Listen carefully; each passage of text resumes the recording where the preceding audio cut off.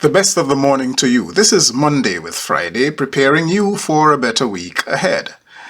I've noticed that my most popularly viewed episode in the last 3 months was one that was personal in nature, reflecting on the last 45 years of my life. So, since I've just come to discover from you all that my life is more interesting than I thought it was, and certainly more interesting than a long series on what racial justice looks like, I want to tell you a little story about myself that you didn't know. And this is it. I should not have been alive past the age of 18. Oh yes, there were at least 10 times I am consciously aware of that I should have died. Let me tell you the stories, not necessarily in chronological order.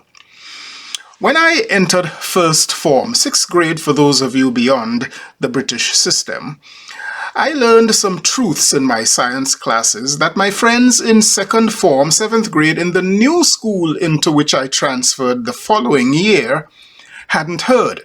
Now, back in the former school, my science teacher said that an electrical circuit isn't complete without a ground. He said that if a human came in contact with electrical current, but the human wasn't grounded, the human would not be electrocuted. Now, the only problem was Mr. Balaram failed to add the disclaimer and the warning, do not try this at home. My lunch friends at the new school thought that this sounded like nonsense. Conveniently, there was an open electrical mains box exposed, as it should not have been on a school compound where new construction was happening. A box wherein I saw wires, red, blue, black, white, each about an inch in diameter, connected each to their own bolts. Now, you might be pardoned if you think that yellow tape and cordoning off dangerous sights from little boys had not yet been invented. They were, but I pardon you. So now, with this electrical box conveniently placed for an object lesson from the young 7th grade professor, you see, I seized on the opportunity to convince my doubtful friends that I had learned something they did not. At my then 5 foot short height, that box was a good 18 inches or so beyond my reach. So I jumped up, and as soon as my feet left the ground, I placed my right index finger on one bolt and simultaneously my left index finger on another bolt. Don't ask me which colors I chose. I can't recall. Should I recall?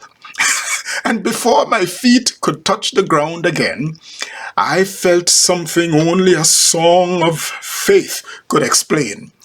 You know that song that says, "He could have called 10,000 angels." Well, let me tell you this. It's probably the jolt of 10,000 joules that went through my 2 arms. So yes, I should have died that day. Who says there's not a God and that God doesn't protect fools and babies? And you know, the boys I taught that very fine lesson that day, they were so ungrateful. They did not even applaud or crown me king of the class. Can you imagine that? But as I think about it today, I should be grateful for they could have crowned me king of the class. And knowing those boys back then, they could have crowned me king of the class without the C and the L before the word class. You know, I've often wondered if the marked improvement I saw thereafter in my academic performance, especially in literary skills and interests, weren't due to that electrical therapy. But then I think it's more likely that my sharp decline in math and science were the result. And I wonder, do I have Superman, Spider-Man, Bionic, or even Black Panther skills in me yet untapped? Or maybe I had them and they were unzapped. By the way, friends, do not try that at home. And don't try it at school either. Now, I have several more stories about how I could have died before age 19, and depending on the interest that this one generates by way of number of views, I might venture to tell you some more in the couple of weeks ahead. I am Michael Friday, and your week just got shockingly better. I'll see you again next week. Happy Monday.